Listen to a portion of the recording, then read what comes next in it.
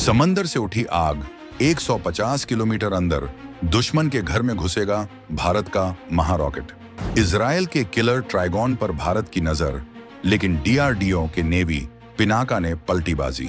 तेल अवीव में top secret mission, Bharat की समुद्री शक्ति से चीन पाकिस्तान के उड़े होश। लाल सागर के ड्रोन युद्ध का मिला देसी जवाब, भारत के समुद्री योद्धा की हुंकार।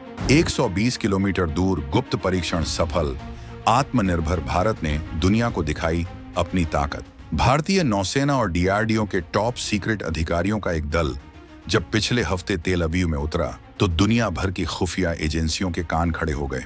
ये कोई आम दौरा नहीं था। लाल सागर में मची उथल पुथल और हिंद महासागर में चीन की बढ़ती दादागिरी के बीच भारत एक ऐसे साइलेंट किलर हथियार की तलाश में था जो समंदर से ही दुश्मन की जमीन पर 150 किलोमीटर अंदर तक घुसकर तबाही मचा सके।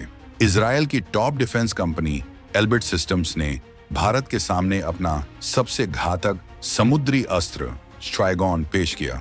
एक ऐसा ऑटोमेटिक रॉकेट लॉन्चर जो एक ही मिनट में 8 से 12 गाइडेड रॉकेट दागकर दुश्मन के कमांड सेंटर, लॉजिस्टिक्स हब और तटीय ठिकानों को राख में बदल सकता है। ये वो हथियार है जो हाइब्रिड खतरों का मुंहतोड़ जवाब है। लेकिन असली सस्पेंस अभी बाकी है। क्या भारत इस 2 से 3 मिलियन डॉलर के इजरायली ब्रह्मास्त्र को खरीदने गया था, या फिर ये दुनिया की आंखों में धूल झोंकने की एक डबल गेम चाल थी? क्या भारत के अपने तरकश में डीआरडीओ ने पहले ही इजरायल के ट्रिगॉन का देसी जवाब तैयार कर लिया है? आखिर क्या है ये ट्रिगॉन जिसने भारतीय नौसेना को अपनी ओर खींच लिया? और इससे भी बड़ा सवाल, भारत का वो कौन सा गुप्त हथियार है जिसने 2025 के ट्रायल्स में 120 किलोमीटर दूर अपने लक्ष्य को भेद कर इजरायल को भी सोचने पर मजबूर कर दिया है? हम आपको बताएंगे इस धमाकेदार खबर की पूरी कहानी, तो बने रहिएगा वीडियो पर। और इस संबंध में आपके जो भी विचार हो कमेंट में लिखकर जरूर बताइएगा। 2025 में नेवी पिनाका का महा ट्रायल सफल, 120 किलोमीटर दूर लक्ष्य को किया नेस्तनाबूद। इजरायल की 60% टेक्नोलॉजी भारत में होगी मेड इन इंडिया। अब शुरू हुआ असली खेल। तो चलिए इस पूरे जियोपॉलिटिकल थ्रिलर की पहली परत को खोलते हैं। आखिर भारतीय नौसेना और डीआरडीओ की इस हाई लेवल टीम ने इजरायल में देखा क्या? दोस्तों, ये कोई मामूली हथियारों का मेला नहीं था। ये इजरायल की 3 सबसे बड़ी डिफेंस कंपनियों एल्बिट, राफेल और आईएआई का रेड कारपेट शो था, जो खास तौर पर भारत के लिए लगाया गया था। ये वो बाजार था जहां 21वीं सदी के हाइब्रिड युद्ध के सबसे घातक खिलौने सजे थे। लेकिन ये खिलौने इतने खतरनाक हैं कि ये देशों का नक्शा बदल सकते हैं। भारत के सामने हीरो 120 जैसे लॉइटरिंग म्यूनिशन यानी सुसाइड ड्रोन्स का झुंड पेश किया गया, जो दुश्मन के एयर डिफेंस को पलक झपकते में तबाह कर सकते हैं। उन्हें Iron Beam laser defence system दिखाया गया, जो महंगी मिसाइलों की जगह फ्री की लेजर से ही ड्रोन्स और रॉकेट्स को आसमान में जलाकर राख कर सकता है। और उन्हें नेक्स्ट जेन ईडब्ल्यू पॉड्स दिखाए गए, जो दुश्मन के रडार और कम्युनिकेशन को अंधा और बहरा कर सकते हैं। इजरायली कंपनियों ने भारत के आत्मनिर्भर मिशन की नब्ज पकड़ते हुए 50 से 60% तक मेड इन इंडिया यानी टेक्नोलॉजी ट्रांसफर का भी ऑफर दिया। लेकिन इन सब के बीच जिस एक हथियार ने भारत का ध्यान सबसे ज्यादा खींचा वो था ट्रिगॉन, यानी समंदर से जमीन पर मार करने वाला महा रॉकेट सिस्टम। अब सवाल उठता है कि भारत को अचानक इस समुद्री रॉकेट की इतनी सख्त जरूरत क्यों पड़ गई? इसका जवाब छिपा है लाल सागर में मचे कोहराम में। भैया, खेल ये है कि यमन के हूती विद्रोही $10,000 का एक ड्रोन छोड़ते हैं और दुनिया की सबसे बड़ी नेवी अमेरिका उसे गिराने के लिए $20 लाख की एसएम-2 मिसाइल दागती है। ये वो असिमेट्रिक यानी असंतुलित युद्ध है जहां दुश्मन आपको सस्ते हथियार से महंगा जवाब देने पर मजबूर कर देता है। ये युद्ध नीति किसी भी देश की तिजोरी को खाली कर सकती है। भारत, जो ग्लोबल साउथ का लीडर है और जिसके व्यापार का 90% हिस्सा समंदर से गुजरता है, वो इस सस्ती दादागिरी को बर्दाश्त नहीं कर सकता। यहीं पर ट्राइगॉन जैसा हथियार गेम चेंजर बन जाता है। ये डिफेंस बचाव का नहीं, ऑन फेंस हमले का हथियार है। ये उस $10,000 के ड्रोन को नहीं मारता, ये पर्दे के पीछे छिपे उस मास्टरमाइंड को ही खत्म कर देता है जो उस ड्रोन को लॉन्च कर रहा है। इसे सरल, सड़क छाप भाषा में समझिए, ये जमीन पर इस्तेमाल होने वाले रॉकेट आर्टिलरी का वो बाप है जिसे एक जंगी जहाज पर फिट कर दिया गया है। इसकी सबसे बड़ी खासियत है इसकी रेंज और सटीकता।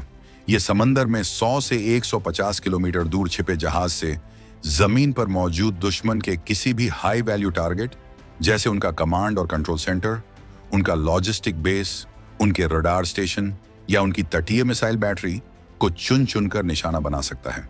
इसका नेविगेशन सिस्टम इतना सटीक है कि लक्ष्य से चूकने का सवाल ही नहीं उठता। इसका वर्टिकल लॉन्च सिस्टम जहाज पर बहुत कम जगह लेता है और सबसे बड़ी बात, ये साल्वो फायर मोड में काम करता है। मतलब 1 मिनट में 8 से 12 रॉकेट दागकर ये दुश्मन को संभलने का मौका ही नहीं देता। आप सोचिए, लाल सागर में जैसा खेल यमन के हूती विद्रोही कर रहे हैं, यानी जमीन से जहाजों पर मिसाइलें दाग रहे हैं, ट्रिगॉन उसका उल्टा और 100 गुना ज्यादा घातक जवाब है। ये जहाज को खतरे से कोसों दूर रखते हुए दुश्मन के पूरे लॉन्च पैड को ही समंदर से नष्ट कर सकता है, और इसके लिए आपको अपने सैनिकों को जमीन पर उतारने का जोखिम भी नहीं उठाना पड़ता। यही वो ताकत है जिसकी भारत को हिंद महासागर में अपनी बादशाहत कायम रखने के लिए सख्त जरूरत थी। लेकिन रुकिए, कहानी में असली रोमांच और राष्ट्रवाद का जोश तो अब भरने वाला है। आपको क्या लगा कि 2025 का नया भारत सिर्फ इजरायल के हथियारों पर निर्भर रहेगा? क्या हम सिर्फ एक खरीदार बनकर रह गए हैं? जी नहीं। जिस वक्त भारतीय डेलीगेशन इजरायल में ट्राइगॉन का डेमो देख रही थी, ठीक उसी वक्त भारत में डीआरडीओ और एआरडीई पुणे के वैज्ञानिक दुनिया की नजरों से दूर अपना खुद का देसी ट्राइगॉन तैयार करने के अंतिम चरण में थे। जी हाँ, आपने सही सुना। हम बात कर रहे हैं भारत के प्राइड, कारगिल की जंग के हीरो रहे Pinaka multi barrel rocket launcher के समुद्री अवतार की, यानी नेवी पिनाका की। ये है आत्मनिर्भर भारत की वो गर्जना जिसकी गूंज बीजिंग तक सुनाई देगी। डीआरडीओ ने उस पिनाका को समंदर में उतारने का वो असंभव मिशन हाथ में लिया, जिसकी एक ही साल वो 44 सेकंड में 12 रॉकेट निकलकर दुश्मन के 7 किलोमीटर लंबे और 5 किलोमीटर चौड़े इलाके को श्मशान बना सकते हैं। लेकिन जमीन के इस शेर को समंदर का बाघ बनाना बच्चों का खेल नहीं था। ये सिर्फ लॉन्चर को उठाकर जहाज पर वेल्ड कर देने जितना आसान नहीं था। इसके लिए हमारे वैज्ञानिकों को पहाड़ जैसी 3 बड़ी चुनौतियों से पार पाना था। पहली चुनौती थी समंदर का जहर, यानी खारा पानी और नमी जो किसी भी मेटल को खा जाती है। इसके लिए नेवी पिनाका को खास कोरोजन रेसिस्टेंट कंपोजिट मटेरियल से बनाया गया जो इस जहर को बेअसर कर दे। दूसरी और सबसे बड़ी चुनौती थी एक हिलते डुलते जहाज से सटीक निशाना लगाना। जमीन तो स्थिर होती है, लेकिन समंदर की लहरों पर जहाज लगातार हिचकोले खाता रहता है। इसे ऐसे समझिए, मान लीजिए आप एक तेज रफ्तार मोटरसाइकिल पर पीछे बैठकर उबड़ खाबड़ सड़क पर जा रहे हैं और आपको 100 मीटर दूर एक सिक्के पर पिचकारी से निशाना लगाना है। ये लगभग नामुमकिन है ना? डीआरडीओ के सामने यही चुनौती थी, बस फर्क ये था कि पिचकारी की जगह रॉकेट था और सिक्का 100 किलोमीटर दूर दुश्मन का बंकर था। इसके लिए डीआरडीओ ने एक high speed fire control system FCS बनाया। यह सिस्टम जहाज के जायरोस्कोप और मोशन सेंसर्स से जुड़ा होता है। यह जहाज के हिलने, रोल, डगमगाने, पिच और घूमने या इन सब को मिलीसेकंड में कैलकुलेट करता है और लॉन्चर के एंगल को फायर होने से ठीक पहले ऑटो करेक्ट कर देता है। ये इतनी तेज होता है कि रॉकेट को पता भी नहीं चलता कि वो एक हिलते हुए प्लेटफॉर्म से लॉन्च हुआ है। और तीसरी चुनौती थी गाइडेंस। जमीन पर पिनाका जीपीएस नाविक का इस्तेमाल करता है, लेकिन गहरे समंदर में या वॉर जोन में दुश्मन जीपीएस को जैम कर सकता है। इसीलिए नेवी पिनाका को एंटी जैम सीकर्स और एडवांस्ड इनर्शियल नेविगेशन से लैस करना था, ताकि ये न सिर्फ जमीन पर बल्कि समंदर में दुश्मन के छोटे फास्ट बोट्स या पनडुब्बियों को भी ट्रैक करके तबाह कर सके। और अब सुनिए 2025 की वो सबसे एक्सक्लूसिव और रोंगटे खड़े कर देने वाली खबर, जिसने इस डिफेंस गेम को हमेशा के लिए बदल दिया है। इसी साल अक्टूबर 2025 में ओडिशा के तट पर नेवी पिनाका के प्रोटोटाइप का एक गुप्त परीक्षण किया गया। और जानते हैं नतीजा क्या रहा? हमारे देसी पिनाका ने 250 किलोग्राम के वॉरहेड विस्फोटक के साथ 120 किलोमीटर दूर, जी हाँ 120 किलोमीटर दूर, अपने लक्ष्य को पिन पॉइंट एक्यूरेसी के साथ नेस्तनाबूद कर दिया। ये वही रेंज है जिसके लिए हम इजरायल के ट्राइगॉन को देख रहे थे। 120 किलोमीटर की ये देसी छलांग भारत को दुनिया के उन चुनिंदा देशों के क्लब में खड़ा कर देती है जिनके पास अपनी खुद की समुद्र से जमीन पर मार करने वाली गाइडेड रॉकेट तकनीक है। जैसा कि एक टॉप डिफेंस सोर्स ने कहा, समुद्र में पिनाका बिना किसी विदेशी शर्त के हमारा अपना ट्राइगॉन होगा। और इसका सबसे बड़ा मतलब क्या है? इसका मतलब है 85% स्वदेशी कंटेंट। इसका मतलब है कि हमें हर लॉन्चर के लिए 2 से 3 मिलियन डॉलर की विदेशी मुद्रा फॉरेक्स नहीं खर्च करनी पड़ेगी। इसका मतलब है कि हम अपनी जरूरत के हिसाब से बिना किसी एक्सपोर्ट लाइसेंस या एंड यूजर एग्रीमेंट की पाबंदी के हजारों की संख्या में इन रॉकेट्स का उत्पादन कर सकते हैं। ये है आत्मनिर्भर भारत की असली ताकत, और ये सिर्फ कागजों पर नहीं है। 2026 की पहली तिमाही में ही विशाखापट्टनम में नेवी पिनाका के नेवल इंटीग्रेशन ट्रायल्स, यानी इसे जंगी जहाजों पर लगाकर फाइनल टेस्ट करने की तैयारी शुरू हो चुकी है। इसका सीधा स्ट्रेटेजिक मतलब समझिए। पहला, पाकिस्तान का कराची पोर्ट, उनका औरमारा नेवल बेस और उनकी पूरी तटीय सुरक्षा अब भारत के हर जंगी जहाज की जद में है।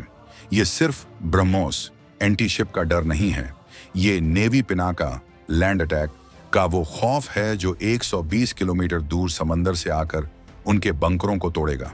ये वो धमकी है जिसका उनके पास कोई जवाब नहीं है। और अब बात ड्रैगन की। चीन जो स्ट्रिंग ऑफ पर्ल्स, मोतियों की माला का खेल खेल रहा है, ग्वादर, पाकिस्तान, हम्बनटोटा, श्रीलंका, जिबूती, अफ्रीका, ये अड्डे अब असुरक्षित हैं। अब तक चीन को लगता था कि वो इन अड्डों पर बैठकर हिंद महासागर को कंट्रोल करेगा, लेकिन नेवी पिनाका ने ये बाजी पलट दी है। अब भारत का एक P-15 बी डिस्ट्रॉयर इन अड्डों के पास 120 किलोमीटर दूर से रॉकेटों की बरसात करके चीन की पूरी लॉजिस्टिक्स को चौपट कर सकता है। ये चीन के पूरे हिंद महासागर गेम प्लान को चेकमेट कर देता है। तो अब सबसे बड़ा सवाल ये उठता है कि अगर हमारा नेवी पिनाका 120 किलोमीटर तक पहुंच चुका है और इतना जबरदस्त परफॉर्म कर रहा है, तो फिर हमारी टॉप लेवल टीम इजराइल में ट्राइगॉन को क्यों देख रही थी? क्या ये DRDO की काबिलियत पर शक था, या इसके पीछे कोई और गहरी रणनीति थी? दोस्तों, यही है नए भारत की स्मार्ट डिप्लोमेसी और 2 फ्रंट वॉर की तैयारी। पहली बात, नेवी पिनाका अभी 120 किलोमीटर पर है, जबकि ट्राइगॉन 150 किलोमीटर पर है। किलोमीटर तक की प्रूवन टेक्नोलॉजी है। भारत दोनों को परख रहा है।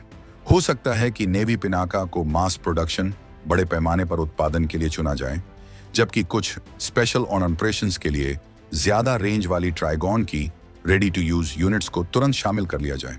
लेकिन दूसरी और सबसे बड़ी वजह है टेक्नोलॉजी। भारत सिर्फ खरीदार नहीं, पार्टनर बनना चाहता है। इजराइल आत्मनिर्भर भारत के तहत 50 से 60% टेक्नोलॉजी ट्रांसफर और को प्रोडक्शन की पेशकश कर रहा है। इसका मतलब ये हो सकता है कि भारत इजराइल के एडवांस्ड सीकर या गाइडेंस टेक्नोलॉजी को लेकर उसे अपने नेवी पिनाका के साथ फ्यूज कर दे। जरा कल्पना कीजिए, पिनाका का देसी दम, 250 किलो का वॉरहेड और उस पर इजराइल की अचूक तकनीक।